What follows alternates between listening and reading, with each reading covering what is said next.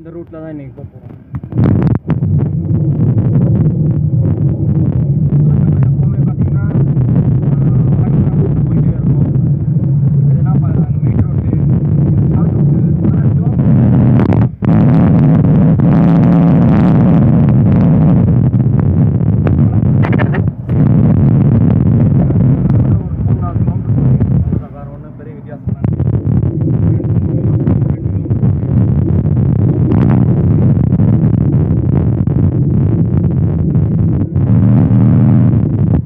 நிப்பாட்டி பார்த்துருவோம்.